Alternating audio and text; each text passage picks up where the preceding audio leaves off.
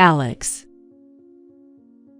I recognized my grandson, Alex, standing at the crosswalk despite the slashing rain, standing out because he wasn't using an umbrella.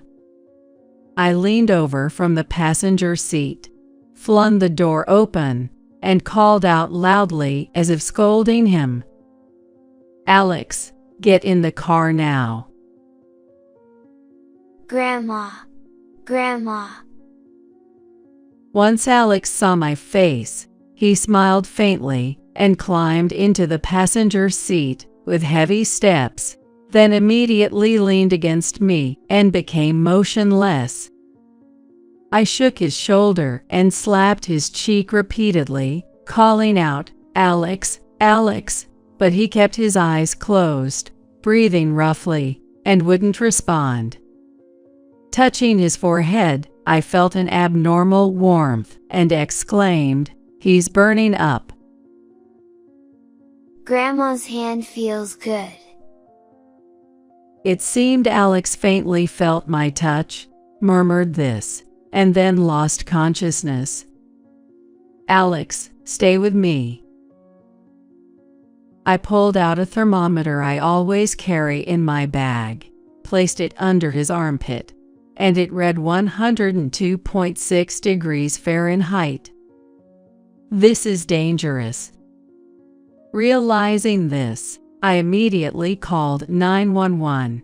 Soon, I heard the shrill siren of the emergency vehicle, along with announcements directing the line of cars to make way. "This way. Please hurry." Unable to stay put, I ran out into the pouring rain and signaled to the ambulance. My name is Catherine K., 56 years old. Having lost my husband 2 years ago, I now work at a diner called Relax Place, just a 10-minute drive from my home, to alleviate my loneliness. I have been like family with the owner and his wife for a long time, and my husband and son, Mike, used to often eat there on weekends. Since my husband died and Mike became independent, those times have become distant memories. However, now the moments I spend quietly watching my grandson Alex eat are my greatest joy. Mike's wife, Jenny, found out she had cancer 3 years ago and passed away despite treatment. Since then, I've occasionally taken care of Alex so he wouldn't feel lonely, as if I were standing in for Jenny. Perhaps I am being healed of the loneliness of losing my husband by Alex.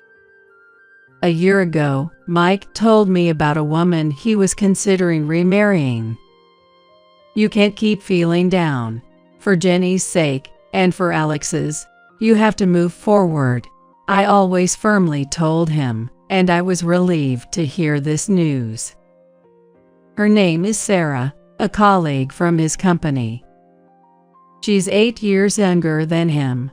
Mike often recalled her with a carefree smile, saying she was always ready to help him. I wondered how he would work with such a smitten expression, but saw a spark of life in his eyes for the first time in a long while. So even though I didn't say it out loud, I was cheering him on in my heart. "You can do it." Sarah promised to quit her job and become a full-time housewife to take care of Alex after getting married. "I can trust you with Mike and Alex. I'm looking forward to our future together." I had a good impression of her at that time.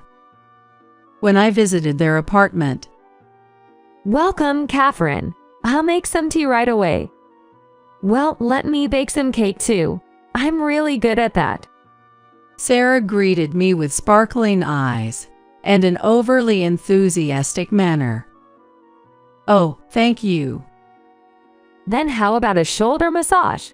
You must be tired from the drive." I was taken aback, but she seemed restless, unable to sit still. I'm actually good at massages, you know. My parents back home always rave about them. While she showed care for me, I felt a bit of discomfort at her eagerness to showcase her charm. From the moment I entered the room, her readiness to respond to every little action seemed overly deliberate to me, and I couldn't help but find it artificial. Furthermore, Sarah kept lamenting that she had run out of tea snacks. If I had known you were coming today, I would have lined up in the morning to buy that popular pudding. What a shame. I'm such a thoughtless DIL. I apologize. Sarah apologized so deeply that I felt embarrassed.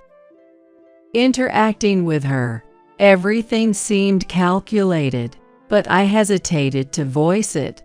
And after all, it's not my place to interfere in my son's marriage. Perhaps Sarah is just struggling to find the right distance with her new family.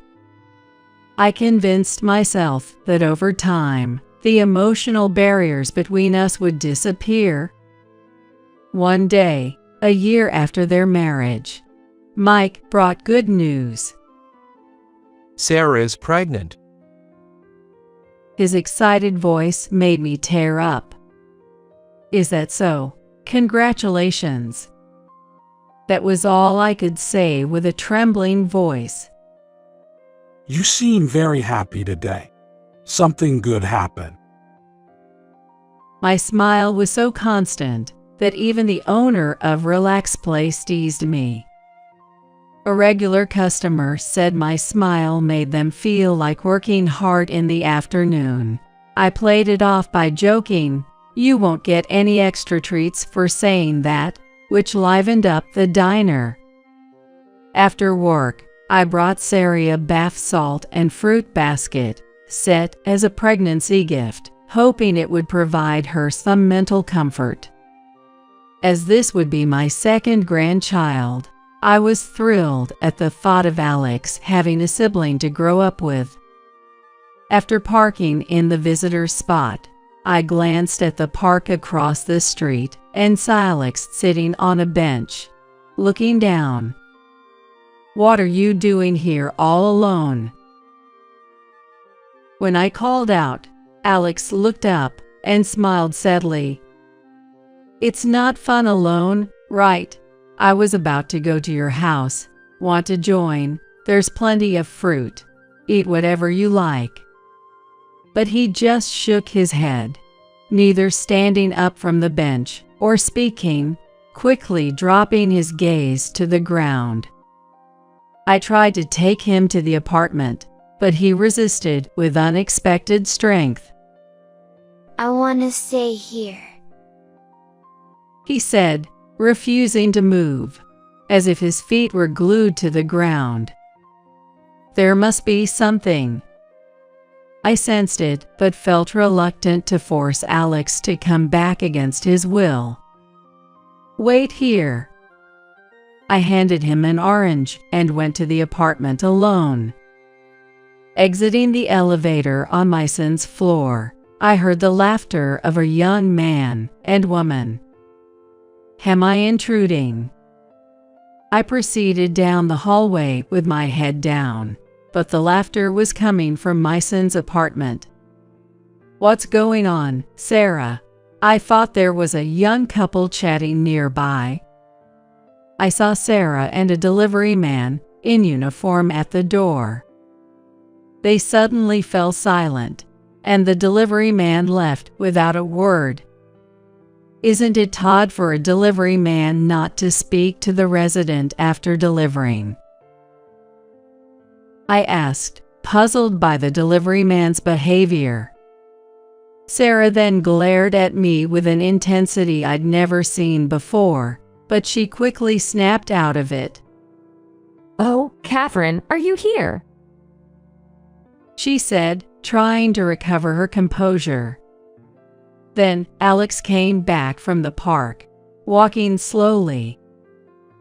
Hi, did that guy leave already? When Alex asked this, Sarah glanced at me and smiled awkwardly. Don't say weird things.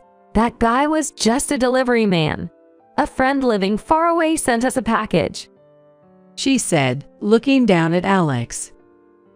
Alex stopped in his tracks, not moving any further, and apologized to Sarah with a frightened voice.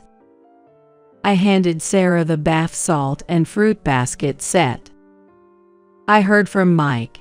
You have a baby on the way. That's wonderful. Congratulations. I'll help in any way I can to ensure you have a healthy baby. Just let me know what you need. While saying this, I looked around the room, but I couldn't see the package that was supposed to have been delivered. Alex used to greet me with a bright smile whenever I visited, but today, for some reason, he was silent, playing on his smartphone in the corner of the room. Hey, Alex, what are you doing over there? Grandma came to visit you. Sarah pretended to smile, but her eyes weren't smiling. Alex whispered sorry again, in a frightened voice, and then came over to my side, glancing at his mother's face. Sarah talked alone until I left, but during that time, Alex didn't leave my side or say a word. The next weekend, Alex came to visit me at my house.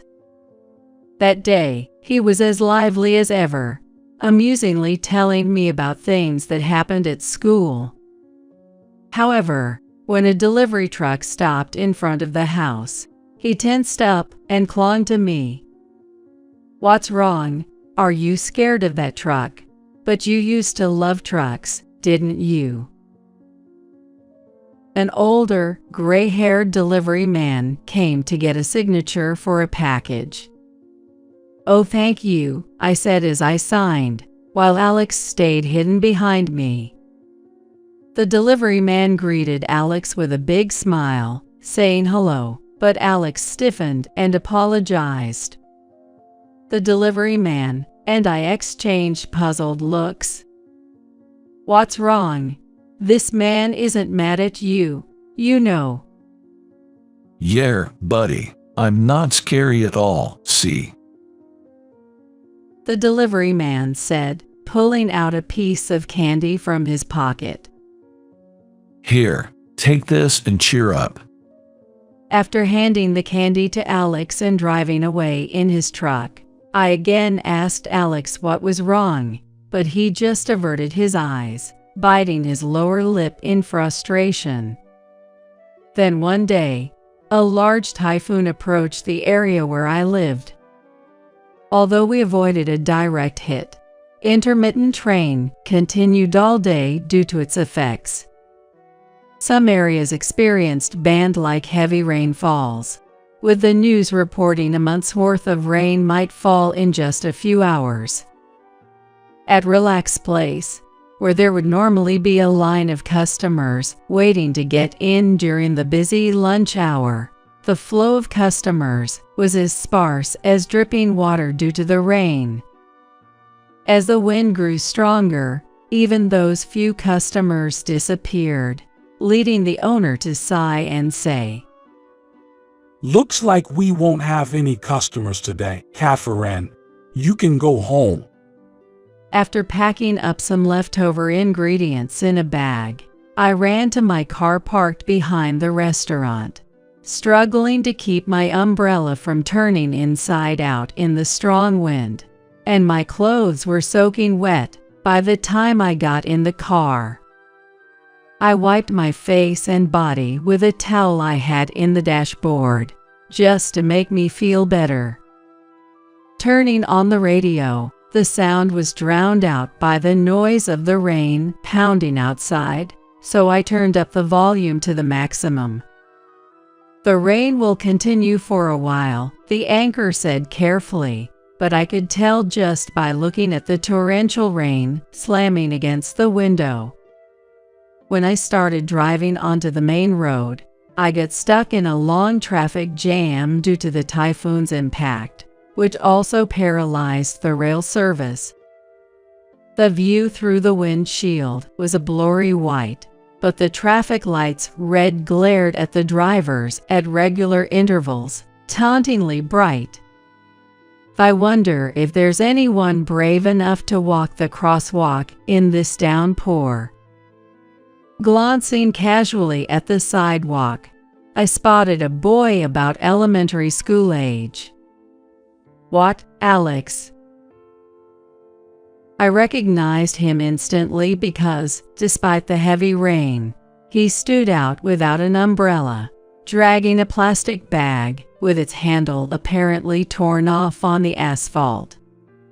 I leaned over to the passenger seat to open the door and called out to him as if scolding, "Alex, get in right now." Grandma! Grandma!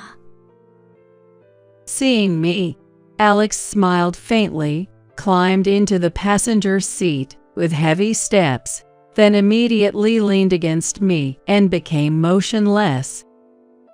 I shook his shoulder and slapped his cheek, calling out, "Alex, Alex," but he kept his eyes closed, breathing heavily, not responding. Feeling his forehead, I noticed an abnormal heat and exclaimed in shock, "Well, you are burning up." Grandma's hand feels nice. Feeling my touch, Alex murmured this before losing consciousness. "Alex, hold on." I quickly took the thermometer from my bag and placed it under his armpit, displaying a temperature of 103.1 degrees Fahrenheit. I rushed to send a message to Sarah via text, but no matter how long I waited, there was no reply, not even a read receipt. What is she doing at a time like this? Anger toward Sarah welled up, but I realized I needed to focus on saving Alex's life and immediately called 911. The plastic bag Alex clung to was stuffed with lots of snacks and fruits like apples, pears, and bananas, but I had no time to question it then. Soon, I heard the high-pitched siren of the emergency vehicle and announcements directing the traffic to make way. "This way, hurry, please." I couldn't stand still and ran out into the pouring rain to signal to the ambulance driver. Upon reaching the hospital, everything was set for immediate reception, and Alex was quickly attended to by a doctor. "It's a cold, with symptoms of pneumonia. Fortunately, it's mild, and there's no threat to his life. We'll start within 4 and then move on to oral medication." "Thank you," I said, relieved, but the doctor still looked concerned. Doctor, is there something else?" "The cold isn't from getting rained on just now. He probably had it before then. The swelling of the tonsils and the rash under his nose. These don't happen in just an hour. It's likely that Alex had been sick with a cold since yesterday or the day before. Yet he was out in the rain without an umbrella. Poor thing. Look how red and chapped his nose is from wiping it so much. The pneumonia was mild, but a slight delay in treatment could have been life-threatening." The doctor looked at me questioningly, but I had no idea how to respond. Grandma! Alex regained consciousness and called out to me in a weak voice. I held his hand and spoke gently into his ear. "Alex, what is it? Do you want to say something?" That man. The delivery guy, he's really close with her. When Dad's at work, that guy always comes, and I've seen them hugging each other. "Her? You mean Sarah?" Alex struggled to convey what he had witnessed, and I felt an overwhelming sense of anguish. This meant Sarah was having an affair. I've been sick since yesterday. But today, that guy came again and told me to leave right now. I said no because I didn't want to go out in the rain.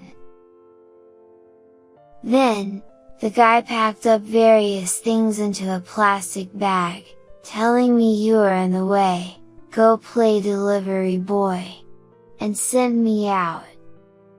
The plastic bag, the one you had, filled with snacks and fruit, was it heavy?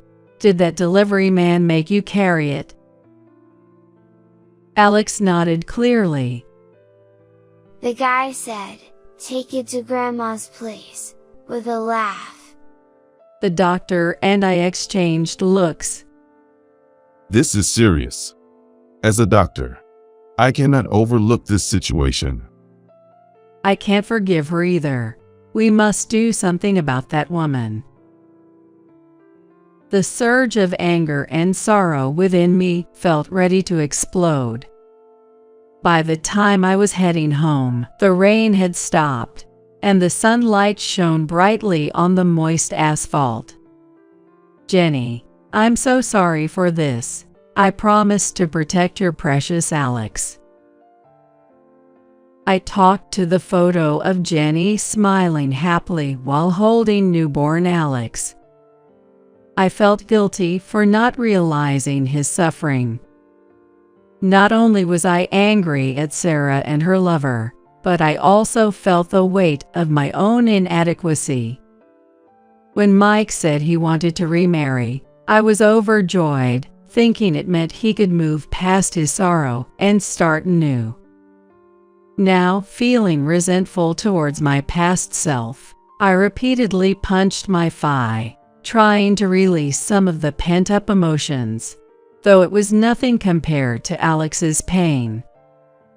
The doorbell rang, and thinking it was a visitor, I hastily wiped my tears and forced a smile in the mirror. Coming, I said, heading to the door to welcome the guest. There was Sarah, smiling, still unaware of everything. I'm so sorry, Catherine, for making you look after Alex. She was still playing the part of a considerate mother. Alex, Mommy is here to pick you up. Come out. Sarah called out loudly towards the back of the house, thinking Alex was playing there. What? Alex isn't here today. Are you saying he's not at your house? Then where could he have gone? I feigned ignorance about Alex's whereabouts, and Sarah's face turned pale rapidly. What do you mean he's not here? Alex definitely said he was going to Grandma's house and left excitedly. Did he really say that? That can't be true. It's been raining all morning, and the wind was so strong. Even adults would hesitate to go out in that weather. But he clearly said he was going to deliver some snacks and fruits to Grandma. He must have been pretending to be a delivery boy. Did he really say that, even though it was pouring rain outside? You let our 6-year-old run out into the storm without stopping him or even looking for him. I didn't stop him, because, I let children do as they please, you know. I believe in respecting a child's autonomy. That's my parenting philosophy. Sarah's attitude, as if the whole situation was Alex's fault, drove my anger to its peak. Alex is in the hospital now. He got wet in the heavy rain without an umbrella, developed pneumonia, and the doctor said it could have been life-threatening if treatment had been delayed. What? Sarah screamed in shock, then glared at me furiously. Are you lying to me? Do you enjoy seeing me panic? Isn't that shameful? I don't care what you think. What matters is Alex. He suffered enough. If you want to be a mother, Start by putting your child first. Sarah attempted to argue, her teeth bared, but then realized the gravity of the situation and asked, "Which hospital is he at?" "I'll go get the car. Wait for me." No need. I can't trust you. Sarah refused with a frightening expression and called a taxi using her phone app. Was she trying to secretly communicate with her lover or conspiring to align their stories in case Alex's mistreatment came to light? I returned to the hospital to wait, and Sarah arrived about 10 minutes later. Where is Alex Gay's room? She asked hospital staff indiscriminately, pretending to be a concerned mother. However, she was stopped by a nurse at the entrance to the room. This area is off limits for visitors. You are not allowed in. Alex, Mommy is here now. You can relax. Sarah smiled gently like a saint, but then two people in suits approached her. "Are you Sarah Kay? We need to talk to you. Please come with us to the station," showing their police badges. What? Why do I have to go with the police? I'm his mother. Let me see Alex. What have I done to deserve this? Let me go. Despite her resistance, the police officers remained calm and detained her firmly. The doctor who examined Alex had advised involving the police, believing Alex's testimony couldn't be ignored. If my grandson were in the same situation, I might not be satisfied with just going to the police. The doctor said, half jokingly, half seriously, with a hearty laugh. It was getting dark outside, but I saw that Mike, who should have been on a business trip, had called. I called him back. I had a meeting in the next county and came home early to find no one there, and I was shocked. I told Mike everything that had happened that day without hiding anything. Initially, he was skeptical, but his tone gradually fell, and he promised to look around the house for any evidence. About an hour later, Mike called back. One piece of evidence after another. Photos and videos of them looking cozy together, even traces of them using our bedroom. Learning of his wife's betrayal and the mistreatment of his precious son left by his late wife, Mike spoke as if venting his hatred. Later, Sarah was arrested for child neglect, and her lover, the delivery man, was also arrested and charged as a co-conspirator. Frankly, I still don't want to believe that Sarah could do such horrible things to Alex. I wish all of Alex's suffering were just lies. It might sound odd with the trial coming up, but I feel like running away right now. Hearing the truth is just too painful. But facing that truth head-on is the only thing we can do for Alex now. Reliving his suffering through the trial is all we have. Feeling helpless, I convinced myself that exposing the crimes Sarah and her lover committed in court is our duty. As the trial began, Sarah kept looking down in the defendant's seat, making me think she regretted her actions. However, when she looked up and caught my eye, without any concern for those around, she twisted her face and stuck out her tongue defiantly. The media were stunned by Sarah's lack of remorse. What a terrible person. Does she understand her situation? Were the cries from around the room. The judge had to call for order to quiet the commotion. Sarah, smirking, took the stand and began narrating the events leading up to the incident as if giving a business report. She admitted seeing an opportunity when Mike, who was advancing in his career, became depressed after losing his beloved wife. Well, honestly, he wasn't my type, but he seemed wealthy and likely to become more powerful, so I thought I could live comfortably by getting involved with him. She spoke frankly, showing no remorse. Sarah revealed that her affair with her lover, Michael, predated her relationship with Mike. He's handsome, just like movie stars, and exactly my type. She continued her relationship with Michael, thinking it unlikely to be discovered by Mike, who was often away for work. She also confessed to finding Alex annoying from the start. His expressions, which sometimes resembled those of the late Jenny, stirred up feelings of hatred in her. While meeting Michael, she treated Alex harshly, laughing at his crying and making sure he couldn't enter the house when they were together. They even recorded these moments on their smartphones. When I threatened him with a scary face saying, "Don't tell anyone," he surprisingly listened. It was quite fun for me. But when I got pregnant with Michael's child, I panicked. If the affair came out, I'd be thrown out, losing access to any money.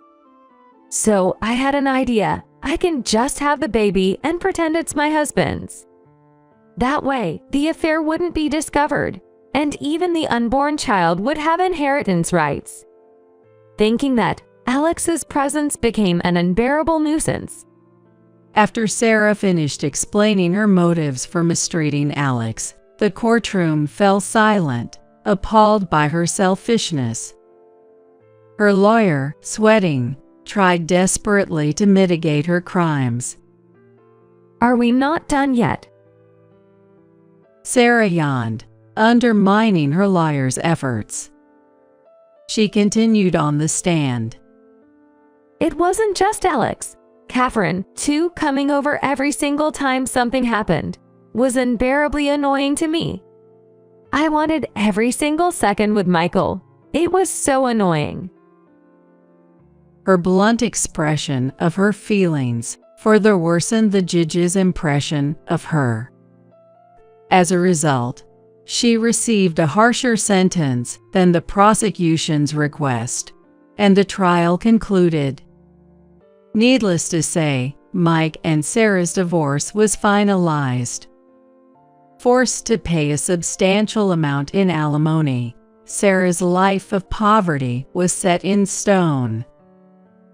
Alex, I was wrong. I was always busy with work and left you under Sarah's care. It must have been hard. Marrying such a terrible woman was my mistake. I am truly sorry. It's okay, Dad. I love you. But I have one request. What is it? Anything you want, just tell me, and I'll buy it for you. It's not that. What I want most is to be with you. Mike, with tears in his eyes, then hugged his son tightly, shouting, "Alex." Later, Mike applied for a transfer from his travel-intensive job to a more stable office position. Everyone was surprised, but given the recent events, no one objected. Years later, after being released from prison, Sarah and Michael began loitering around our home. It's your family's fault we're labeled as criminals. Can't rent a place or get a job. You've made us suffer. Take responsibility. I immediately called the police to handle Sarah's misplaced accusations. Afterward, Mike and I decided to sell our house and move to a secure luxury apartment using the sale proceeds. Returning to the relaxed place with Mike and Alex after a long time, the owner greeted us with a smile. "Alex, have you grown taller since I last saw you?" As I stood up, asking out of habit, "Can I help with anything?" The owner came over. No need, Catherine. You're a guest today, right? And it's my treat. Especially since Alex is here too. Eat whatever you like. I love the fried pork meal here. But even more than that, I love being with Dad and Grandma the most. Seeing my grandson's smile return, I swore to my heart, I will never let that smile be taken away again.